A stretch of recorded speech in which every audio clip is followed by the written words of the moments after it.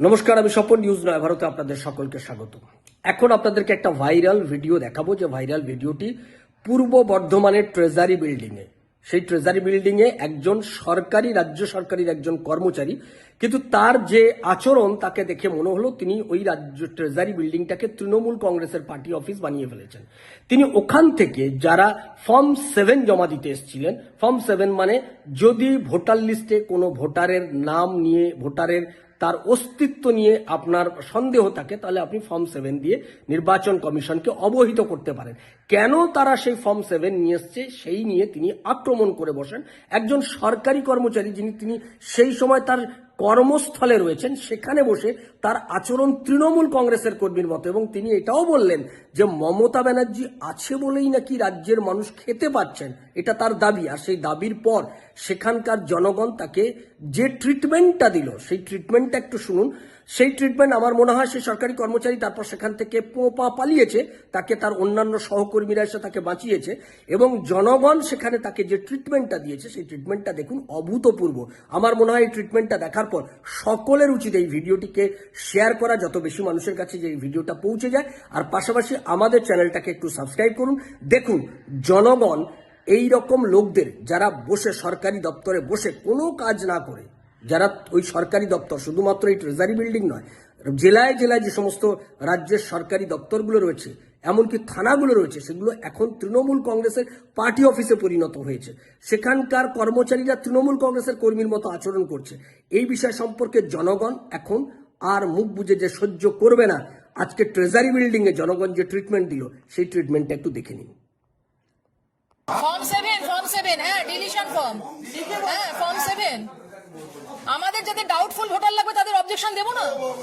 কি বলছেন? হ্যাঁ, কি বলছেন আপনি? কি বলছেন আপনি? কি বলছেন? ডিলিশন ফর্ম 7 এর নাম শোনেননি আপনি? ফর্ম 7 নাম শুনেছেন তো? যে কোনো কেউ অবজেকশন দিতে পারে। কি দেশ চালাবো? দেশ তো চলছে দাদা, আমাদের লোকদের দিয়ে দেশ চলছে। দেশ তো চলছে, কাকে কি বলছেন? দেশ চলছে, আমাদের লোকদের দিয়ে দেশ চলছে। রাজ্যটাকে বরং চালান, রাজ্যটাকে চালান ভালো হবে। দেশ তো চলছে।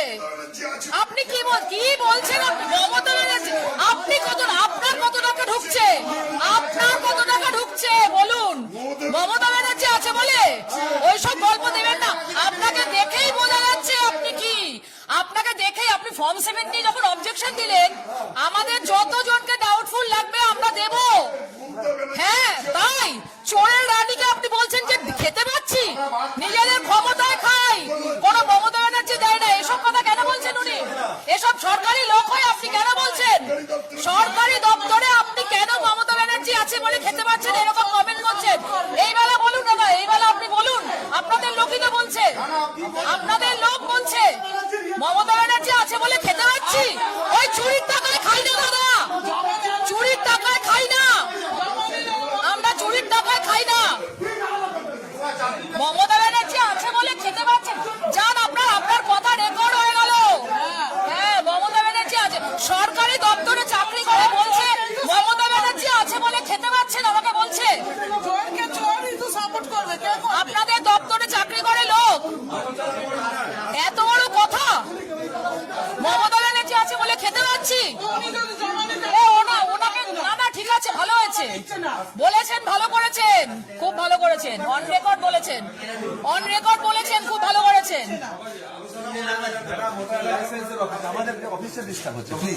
না, লাইসেন্স অফিস মানে আপনাদের এই বিল্ডিং এ একজন লোক বলছে এরকম।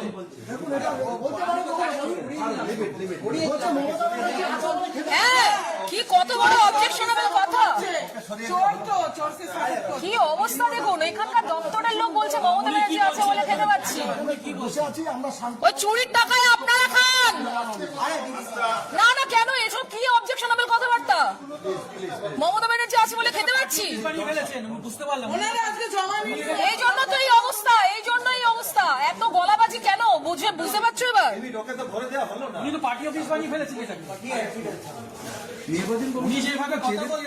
হ্যাঁ, বলছে মমতা ব্যানার্জি আছে বলে খেতে পাচ্ছি। পার্টি অফিস বানিয়েছিল নয়ান্তরা না আপনার রিপোর্ট করবে ডাইরেক্ট দিল্লিতে পার্টি অফিস বানাও ডাইরেক্ট গ্যারেজ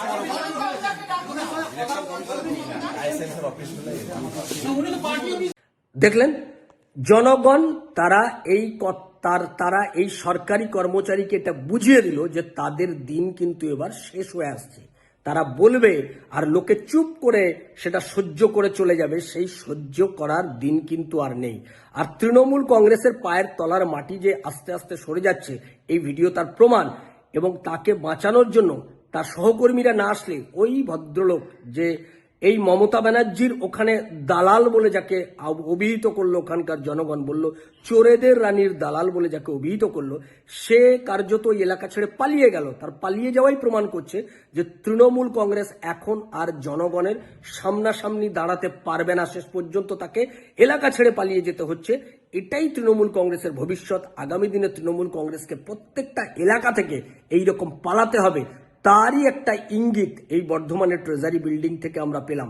আগামী দিনে গোটা পশ্চিমবাংলাতে এইরকম প্রতিবাদের ঝড় উঠবে, আর পশ্চিমবাংলার প্রত্যেকটা প্রান্ত থেকে মানুষ তৃণমূল কংগ্রেসের দুর্নীতি আর স্বৈরাচারের বিরুদ্ধে মানুষ গর্জে উঠবে, প্রতিবাদে ফেটে পড়বে, এটা আমরা জানি। আর সেদিকেই আমাদের নজর থাকবে।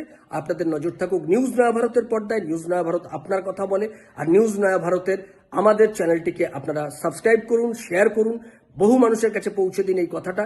আর আমরা যে সনাতনী যে ঐক্য গড়ে তোলার জন্য আমরা যে কাজ করে যাচ্ছি, তার জন্য যারা আমাদের সঙ্গে সহযোগিতা করতে চান আমাদের সঙ্গে যোগাযোগ করবেন 7044244525 এই হোয়াটসঅ্যাপ নাম্বারে। ভালো থাকবেন, সঙ্গে থাকুন নিউজ নয়া ভারতের।